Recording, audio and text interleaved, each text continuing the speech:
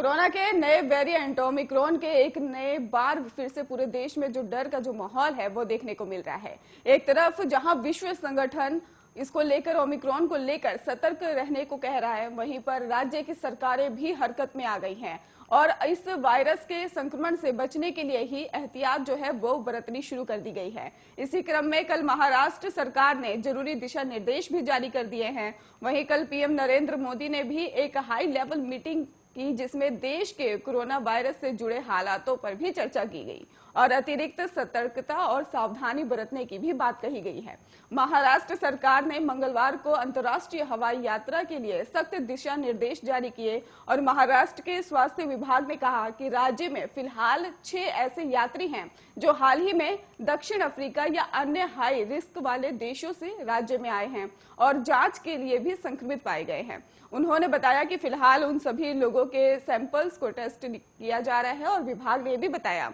कि इसके अलावा उन व्यक्तियों के संपर्क में आए लोगों की भी पूछताछ चल रही है। और जारी किए गए दिशा निर्देश के अनुसार ही आपको बता दें कि FRRO अंतर्राष्ट्रीय में आने वाले सभी यात्रियों के पिछले 15 दिनों में यात्रा किए गए देश के जानकारी जो है वो इकट्ठा की जा रही है और उस जानकारी को ही क्रॉस चेक भी किया जा रहा है।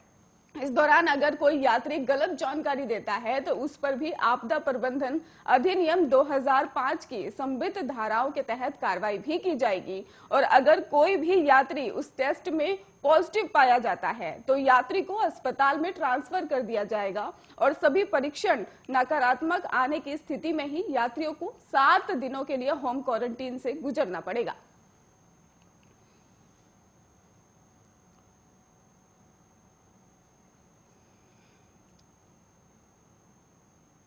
मथुरा में तनाव को लेकर सीआरपीएफ महानिर्देशक की रिपोर्ट ने केंद्रीय खुफिया और सुरक्षा एजेंसियों के होश उड़ा दिए हैं और इस रिपोर्ट को लेकर खुफिया और सुरक्षा एजेंसियों का मंथन लगातार जारी है। सीआरपीएफ निर्देशक ने अपनी रिपोर्ट में कहा कि एक संप्रदाय विशेष की आबादगाह में ही संदिग्ध गतिविधियों शुरू हो गई हैं और संदिग्ध लोग सुरक्षा व्यवस्था का जायजा ले रहे हैं। वहीं ये भी कहा गया कि कानून व्यवस्था बिगड़ने की भी संभावना है। दूसरी तरफ उत्तर प्रदेश सरकार ने किसी भी प्रकार की घटना को रोकने के लिए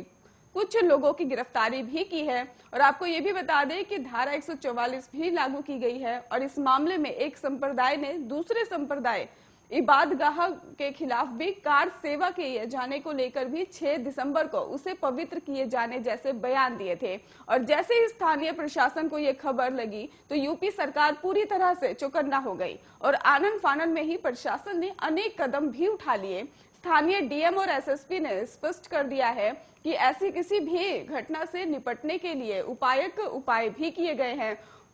उन्होंने कहा कि